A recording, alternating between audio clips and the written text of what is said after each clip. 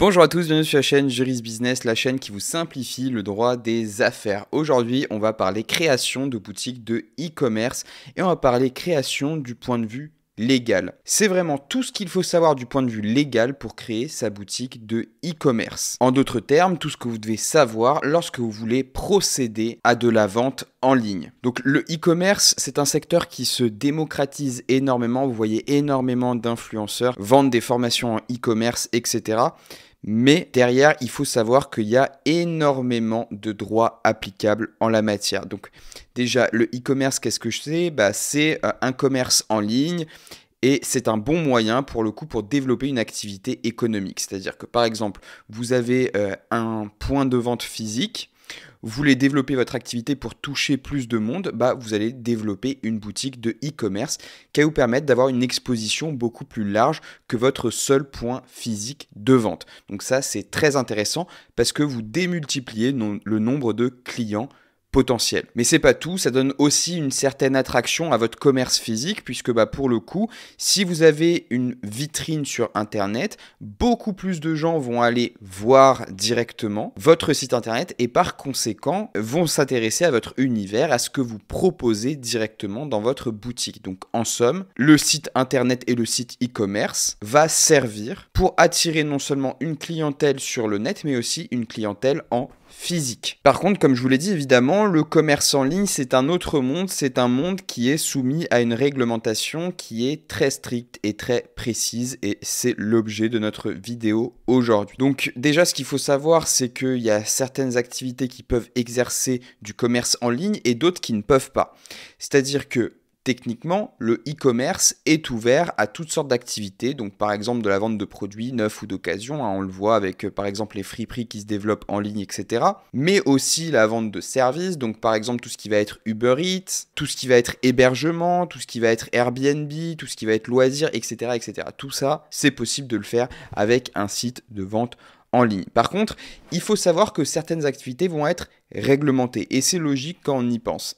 Vous avez des réglementations sur l'alcool, sur les médicaments. C'est-à-dire que dans ces cas précis, il y a des réglementations très strictes qui vont s'appliquer. Quand vous y réfléchissez, c'est logique. Par exemple, je ne vais pas exercer le métier de médecin sans avoir de diplôme. Là, c'est pareil. Il y a certaines activités qui sont réglementées et encadrées. Par contre, il y a aussi d'autres activités qui vont être interdites. Et là, encore une fois, il y a une certaine logique qui s'applique. C'est par exemple la vente de tabac et la vente de stupéfiants, entre autres. Donc notez que de manière générale, quasiment toutes les activités peuvent être exercées via un site de e-commerce. Toutes les activités de vente peuvent être faites en ligne pratiquement, sauf certaines qui vont être réglementées et d'autres qui vont être interdites. Donc attention, les activités réglementées, vous pouvez les exercer, mais sous certaines conditions. Il faut bien vérifier en fonction de votre activité si vous tombez sous une réglementation particulière. Ça, c'est votre travail. Et là, on va voir, on va partir du fait que on peut exercer une activité en ligne, on peut proposer un site de e-commerce, on peut faire de la vente en ligne. On va voir maintenant quelles sont nos obligations. Donc il y a plusieurs obligations auxquelles on doit s'astreindre. Donc c'est des obligations que vous avez certainement dû déjà croiser par-ci par-là. C'est des obligations qu'on voit régulièrement. Donc les mentions légales, on va voir ce que c'est, les conditions générales de vente, j'abrège CGV, tout ce qui va attraire au traitement des données personnelles, tout ce qui va attraire au contrat de vente et au délai de livraison, tout ce qui va attraire aux moyens de paiement et tout ce qui va attraire à ce qu'on appelle le droit de rétractation et de résiliation. Donc ça, je vais vraiment venir le développer petit à petit. Ne vous inquiétez pas, si vous avez des questions, vous les posez dans l'espace des commentaires. Si vous avez la réponse à des questions qui sont posées dans l'espace des commentaires, n'hésitez pas, répondez-y. Ça permet de faire une espèce d'échange collaboratif, ça peut être très très très intéressant. Donc maintenant que vous avez le planning, on va attaquer tout ça. En premier lieu, les mentions légales, c'est quand même quelque chose dont tout le monde a déjà entendu parler. C'est des informations qui vont permettre à l'internaute de vous identifier. Ce sont des informations qui sont obligatoires et qui doivent être accessibles, c'est-à-dire qu'elles ne doivent pas être cachées dans une page qui est inaccessible pour l'internaute. Ce sont des informations qui peuvent être aussi insérées dans des conditions générales de vente ou dans des pages dédiées. Donc ce que vous pouvez faire, c'est les intégrer dans les deux tout simplement et vous mettez un petit bandeau tout en bas de votre site qui les intègre. Vous le voyez de manière générale, quand vous vous rendez sur un site, vous avez un petit bandeau tout en bas avec toutes les mentions nécessaires. Donc vous avez mention légale, conditions générales, politique de confidentialité, etc., etc. Donc tout ça, ça doit être présent sur le site, c'est obligatoire. Le risque encouru, c'est un risque qui est effectivement gros, puisque c'est une peine d'1 an d'emprisonnement et de 75 000 € d'amende au maximum pour les entreprises individuelles, et ça concerne aussi les micro-entreprises. C'est une amende qui est majorée et qui est d'un maximum de 375 000 € à l'encontre des sociétés commerciales, donc les SARL, les SA, etc., etc. Donc voilà, ce sont des risques qui sont bel et bien présents et qui sont quand même gros, parce que 75 000 € pour une micro-entreprise, je peux vous dire que c'est très très gros. Pour quelqu'un qui fait de la prestation de service, ça lui bouffe le chiffre d'affaires de 2 années quasiment, donc voilà. Ensuite, les mentions en question. Donc quand on parle du loup, voici les mentions en question. Donc c'est l'identité de l'entreprise. Donc si vous avez une société, c'est l'identité de la société. Si vous êtes en entreprise individuelle, c'est votre identité à vous. Donc ça, c'est globalement ce qui est écrit là. Vous voyez, quand c'est la société, il y a quand même pas mal de choses à renseigner. Alors que si vous êtes en entreprise individuelle, c'est nom, prénom et adresse. Là encore, si vous avez une entreprise individuelle, vous pouvez la domicilier chez un domiciliataire. Vous pouvez passer par les liens en description pour le faire. De cette manière, votre adresse ne sera pas publique. Ensuite, comme vous êtes commerçant, il faudra renseigner votre numéro de RCS, le registre du commerce et des sociétés, ou votre numéro sirène. Donc voilà, ça c'est des informations qui sont quand même assez connues, vous devez les renseigner dans tous les cas sur vos factures, donc il n'y a rien ici de surprenant. Mail ou numéro de téléphone, donc là c'est toujours dans cette logique de contact, on doit pouvoir vous identifier et vous contacter, c'est très important. Identité de l'hébergeur, personne physique, dirigeant, etc. Donc l'hébergeur c'est celui qui va héberger votre site web. Donc vous avez pas mal d'hébergeurs en France qui vont par exemple vous permettre de créer sur un espace un site. Donc je ne vais pas citer de nom pour des politiques commerciales, je ne suis pas rémunéré par ces hébergeurs, mais voilà, sachez-le, l'hébergeur c'est celui qui va héberger votre site web. Et enfin, si vous exercez une activité réglementée, là pour le coup, il faut une autorisation qui est délivrée par une autorité compétente. Donc par exemple, pour les activités qu'on a citées précédemment, les pharmacies et les vendeurs de produits et de boissons alcoolisées. Ensuite, les fameuses conditions générales de vente. Donc concrètement, ces conditions, ce sont des conditions qui vont venir encadrer les relations commerciales entre vous, vendeurs, et vos clients. Donc elles vont informer vos clients des droits, des obligations qui sont afférents à la vente de vos produits et de vos services. Concrètement, vous faites un schéma général de ce qui va se passer lors de la vente. Donc là, ce qu'il faut faire, c'est être extrêmement transparent parce que c'est sur les points d'ombre que les litiges vont pousser comme des champignons. Il faut que les conditions générales de vente soient très claires, très précises. Donc ce que je vous invite à faire, c'est déjà au niveau de la police, faire quelque chose d'intelligible, essayer d'espacer vos idées, structurez vraiment vos conditions générales, faites des articles sur lesquels vous allez dérouler vos conditions générales de vente, essayez de mettre en gras les points importants, voire les souligner, de manière à ce que vos clients ne puissent pas vous retourner contre vous le manque de clarté de vos conditions générales de vente. Attention, évitez les caractères trop petits, mettez plutôt du caractère 10-12, voire vérifiez même si, par exemple, en ce moment précis, la jurisprudence n'a pas estimé que, par exemple, le caractère 8 était trop petit et ne permettait pas aux clients de se rendre compte de la teneur réelle des conditions générales de vente. N'oubliez pas non plus que la teneur des conditions générales de vente va varier en fonction de la personne que vous avez en face. Est-ce que c'est un particulier ou un professionnel? Là, les conditions vont varier. Donc là, je vais me rendre directement sur le site du service public. C'est le site qui m'a servi à produire la vidéo. Mais je remarque que, au regard de beaucoup de questions, certains ne sont pas allés voir le site du service public qui est simplement une synthèse des obligations légales les plus pertinentes. Donc on le voit, on a une distinction particulier-professionnel. Je vous ai fait des screenshots. Au niveau des sanctions, on les a. Elles sont majorées pour les clients professionnels. Mais concrètement, vous avez les caractéristiques essentielles, le prix, les frais, les modalités de livraison, d'exécution, modalités de paiement, droit de rétractation, garantie légale de conformité, des vices cachés, garantie commerciale, service après-vente, etc., etc., durée du contrat s'il y en a un, donc dans les contrats d'abonnement, caution, durée minimum des obligations contractuelles, existence d'un code de conduite s'il y a lieu, bref, beaucoup de mentions obligatoires. Pour les professionnels, on est sur prix, rabais, escompte commercial, modalité de paiement, frais, date de livraison, modalité de règlement des litiges, donc là le tribunal compétent. Et là vous allez pouvoir rajouter ce qu'on appelle des clauses de réserve de propriété ou des clauses qui viennent limiter la responsabilité. Si une de vos obligations essentielles c'est par exemple, je sais pas moi, la livraison des biens, vous pouvez pas par une série de clauses manifestement bien rédigées vous dédouaner complètement de vos obligations essentielles. Ensuite vous pouvez aussi insérer des clauses de force majeure. La force majeure, qu'est-ce que c'est? C'est un phénomène imprévisible, irrésistible et extérieur. Donc vous pouvez dire que par exemple telle situation constitue un cas de force majeure. Donc par exemple, je sais pas moi, vous identifiez que il est possible que votre livreur soit dans un camion, ce camion prenne feu, la marchandise soit perdue, vous êtes dans l'impossibilité de livrer, vous l'avez identifié comme cas de force majeure dans le contrat, ça vous exonère entre guillemets de vos responsabilités contractuelles dès lors que c'était imprévisible, irrésistible et extérieur, que c'était également prévu dans le contrat. Bon, pour un cas de force majeure, effectivement, si on les prévoit, on peut aussi les exclure. Et c'est surtout les cas d'exclusion qui sont source de contentieux. Donc, vous pouvez aussi rajouter les conditions de résiliation du contrat qu'on va voir après. Donc, en ce qui est du traitement des données personnelles, ça aussi, c'est quelque chose de très important puisque l'ouverture d'un commerce en ligne va impliquer la protection des données personnelles des internautes qui vont se rendre sur votre site.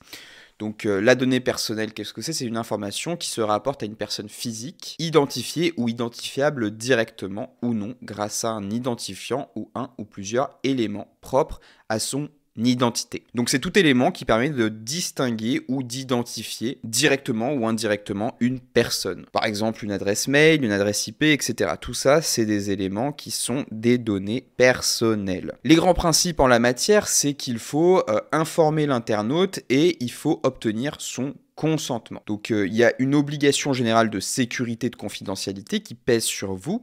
Donc vous devez l'informer et obtenir son consentement dès lors que vous traitez ces données personnelles. Rien de très étonnant là-dessus. En ce qui est de l'information, c'est le fait que la collecte doit être réalisée de manière transparente. Vous ne pouvez pas collecter des données et ne pas le dire, par exemple. Donc vous avez l'obligation de l'informer, par exemple, lorsqu'il va cocher la case « Je consens à ce que mes données soient collectées ». Attention, cette case ne peut pas être précochée, parce que c'est une manière détournée de soutirer le consentement de l'internaute. Vous devez lui indiquer ces points suivants. Donc en gros, il doit être capable de se rapprocher de l'organisme qui traite les données personnelles et de lui demander la suppression des données personnelles. Donc il doit avoir toutes ces informations légales, notamment l'identité, la finalité, la base légale qui justifie le traitement, caractère obligatoire ou facultatif du recueil de ces données, le destinataire des données personnelles, la durée de conservation, etc., etc. Et vous devez également, évidemment, lui notifier ses droits, notamment le droit de refuser à la collecte, d'accéder, de rectifier et d'effacer ces données. Ça, c'est des droits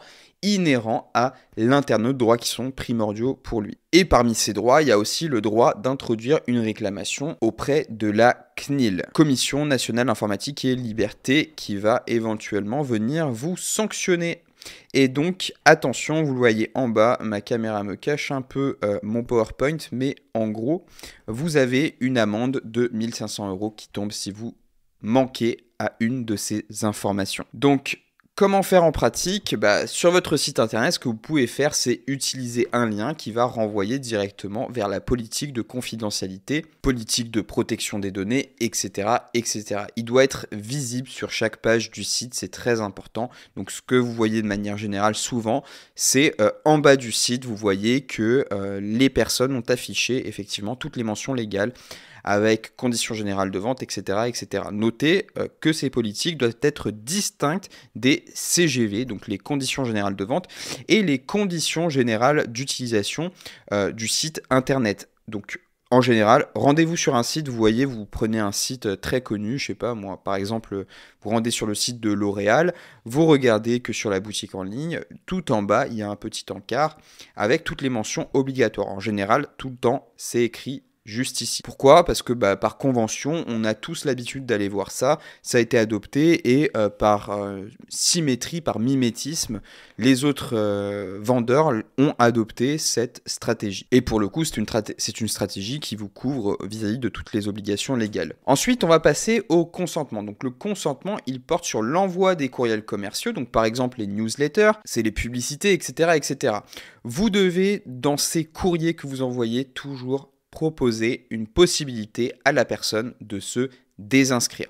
Vous le voyez ici, hop, il faut pouvoir se désinscrire de la liste email. Là encore, par mimétisme, vous allez dans les mails que vous envoient vos grandes enseignes favorites, que vous avez tous en boîte mail, vous allez tout en bas, vous regardez, souvent en caractère petit, il y a écrit se désinscrire. Donc ça, il faut absolument l'intégrer. Ensuite, vous devez informer aussi de l'utilisation de certains cookies, donc des traceurs qui vont analyser vos habitudes de navigation, etc., qui vont permettre aux entreprises de cibler les personnes qui sont les plus susceptibles d'être intéressées par leurs produits. Donc ça, vous devez aussi obtenir le consentement avant de mettre des cookies sur les navigateurs des internautes.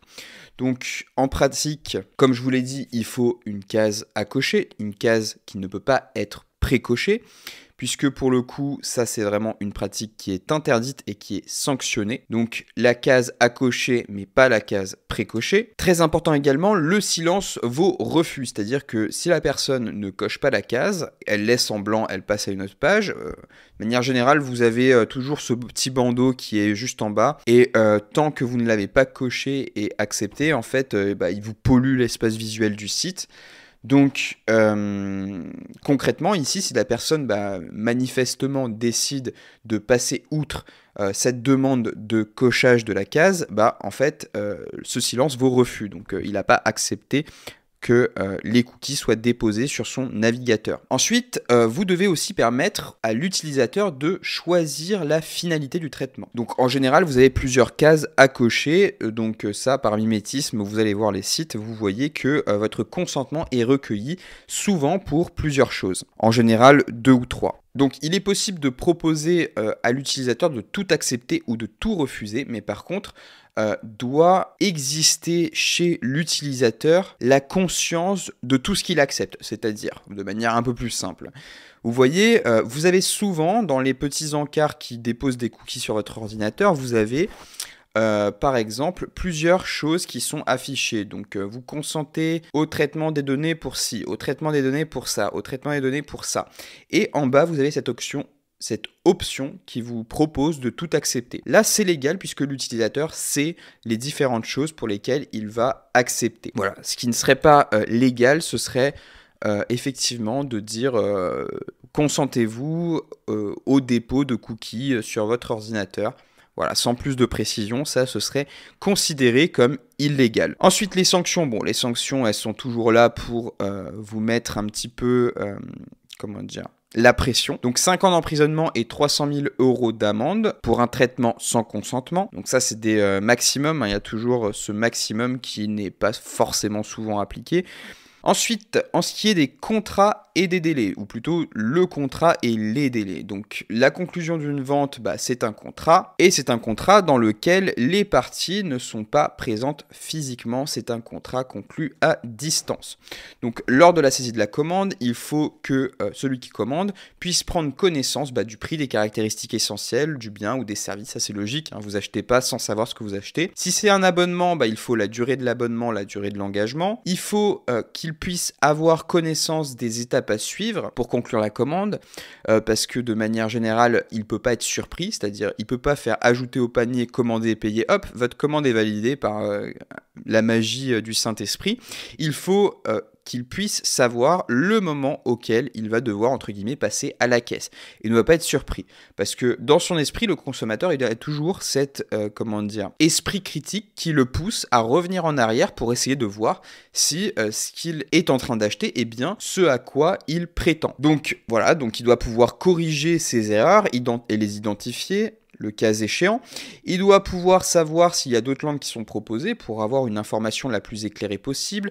Il doit connaître les modalités d'archivage du contrat lorsque la commande dépasse un certain montant. Et il doit pouvoir consulter les règles professionnelles et commerciales qui s'appliquent dans le cas de l'espèce. Ensuite, lors de la confirmation de la commande, il y a 3 étapes qui sont obligatoires qu'il faut respecter. C'est le récapitulatif détaillé de la commande avec son prix total. Donc comme je vous le dis, il doit savoir tout ce qu'il a commandé, le récapitulatif et le prix. Il doit avoir la possibilité de modifier sa commande et il doit avoir la possibilité de confirmer de manière définitive sa commande. C'est-à-dire qu'il y a une première confirmation et il y a une confirmation qui est définitive. Donc c'est le double clic. Il y a 2 confirmations à donner pour valider un consentement libre et éclairé. Et évidemment, bon, c'est une mention qui va de soi, mais effectivement, il faut indiquer au client que la commande, en fait, l'oblige à payer tout simplement. Ça va de soi, mais il faut quand même l'indiquer. Donc, à savoir, il faut que le bouton qui confirme la commande définitive comporte la mention commande avec obligation de paiement ou toute autre formule qui est similaire. Donc ça, vous faites d'une pierre deux coups, vous indiquez la mention que la commande l'oblige à payer. Une fois la commande passée, il faut un accusé de réception qui est envoyé par mail avec un reçu qui lui est envoyé toujours par mail. Vous devez mentionner les délais de livraison. Donc, le délai de livraison doit être précis. Si vous ne mentionnez pas de délai, c'est un délai par défaut qui s'applique, un délai de 30 jours après la date de la commande en ligne. Donc, en cas de retard, le client va pouvoir demander l'annulation de la commande qu'il a passée et demander le remboursement. Et là, un nouveau délai s'applique, un délai de 14 jours dans lequel vous devez le rembourser. Donc, effectivement, prévoyez bien et encadrez vos délais de livraison parce que si vous ne les respectez pas, à partir du moment où vous outrepassez le délai et que votre client n'est pas livré, il peut demander remboursement qui devra être fait, qui devra être tout simplement exécuté sous 14 jours. Donc ça, c'est très important. Ensuite, vous devez indiquer les moyens de paiement. Donc les possibilités sont de plus en plus élargies. Donc voilà, peut-être que vous allez prendre des paiements en crypto-monnaie, des paiements en chèque, des paiements en espèces, je sais pas. Quoi qu'il en soit, de manière générale, carte bancaire, PayPal, Stripe, etc., etc. Toutefois, vous ne pouvez pas facturer un supplément pour telle ou telle utilisation d'un mode de paiement. Donc par exemple, vous ne pouvez pas dire voilà, je prends en carte bancaire, en espèces et en chèque. Toutefois, si vous payez en espèces, ça sera moins cher pour vous. Parce qu'en fait, c'est pas un choix de paiement, vous orientez directement les modalités de paiement. Ensuite, notez qu'il y a un droit de rétractation que vous devez aussi donner à connaître à votre client. Droit de rétractation qui permet au consommateur d'annuler une commande dans un délai de 14 jours sans avoir à justifier et sans supporter d'autres coûts. Donc en fait, la rétractation doit être gratuite pour le client. Vous avez toujours ce délai de remboursement de 14 jours qui s'applique ici. Donc à partir du moment où votre client vous signifie son droit de rétractation, vous devez, à partir de ce jour-là et dans un délai de 14 jours grand max, le rembourser. Attention, ce droit de rétractation comporte des exceptions. C'est des exceptions qui sont assez précises, puisque ça touche certains domaines particuliers. Je vous ai pris des exemples, mais vous en avez beaucoup.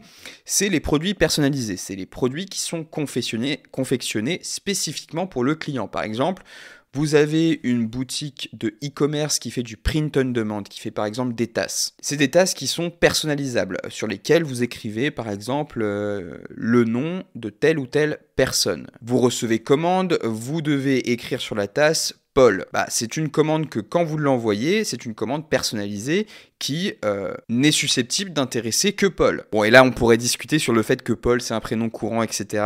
et que c'est pas si personnalisé, que ça peut se revendre, etc. Enfin, bref, ça, après, c'est le travail des avocats s'il y a contentieux sur une tasse, ce qui m'étonnerait vraiment. Mais bref, c'est à titre d'exemple. Donc, le produit est personnalisé, techniquement, il peut se vendre à personne d'autre. Donc là, pour le coup, le droit de rétractation ne joue pas. C'est aussi le cas des produits périssables. Par exemple, vous êtes boulanger, vous faites de la livraison de pizza, je dis n'importe quoi. C'est logique, c'est des produits qui sont périssables, le droit de rétractation n'a pas à s'appliquer ici, parce qu'une fois que vous avez vendu votre pizza, c'est sûr que vous n'allez pas la refourguer à quelqu'un d'autre. Donc, si vous lancez dans le e-commerce, vérifiez bien que vous êtes dans ces exceptions, parce que ça peut vous être très utile. pour moi, dans la plupart des cas, ce que j'ai vu, c'est par exemple des gens qui vont faire du print on demand, des t-shirts, des casquettes, etc.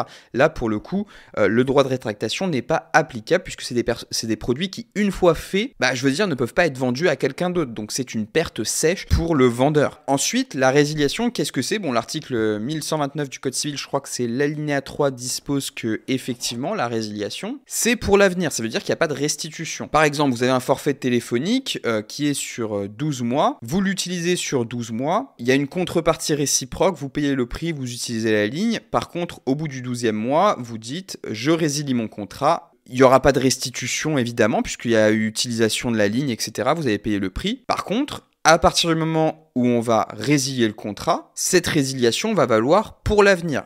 Il n'y aura pas de restitution pour la partie qui a reçu des contreparties réciproques. J'espère que j'ai été assez clair et que j'ai pas été trop technique. Donc en pratique, à partir du 1er juin 2023, vous devez mettre à disposition une fonctionnalité gratuite qui permet de résilier un abonnement, par exemple par voie électronique. Donc cette obligation s'applique à tous les contrats, même conclus dans un établissement, par exemple. Donc en pratique, qu'est-ce que ça donne ? Donc souvent, vous allez voir des formulaires avec des mentions, des fonctionnalités où il y a écrit « résilier votre contrat », etc., etc. Vous allez fournir les conditions de résiliation parce que effectivement, c'est pas quelque chose d'anodin, c'est un concept juridique assez concret. Donc il faut fournir s'il y a des délais de préavis, s'il y a des indemnités de rupture, s'il y a des conséquences, etc. Tout ça, ça doit être indiqué dans des conditions de résiliation. Le consommateur doit pouvoir identifier ce sur quoi porte la résiliation et recevoir une notification comme quoi le contrat a bien été résilié. Par exemple, vous résiliez votre abonnement Deezer. Vous devez savoir ce sur quoi porte la résiliation, donc votre abonnement Deezer. Et une fois que vous avez exercé l'option de résiliation, vous devez recevoir un courriel avec écrit votre abonnement Deezer a bien été résilié, la résiliation prendra effet au mois suivant, etc. etc. Bref, les sanctions c'est 15 000 et 75 000 pour les sociétés. Donc voilà, c'est tout pour cette vidéo, j'espère qu'elle vous a plu. Si c'est le cas, n'oubliez pas de vous abonner, de mettre un pouce bleu et moi je vous retrouve sur les vidéos qui s'affichent à l'écran. Si vous avez des sujets de vidéos qui vous intéressent, n'hésitez pas à les écrire sur l'espace des commentaires.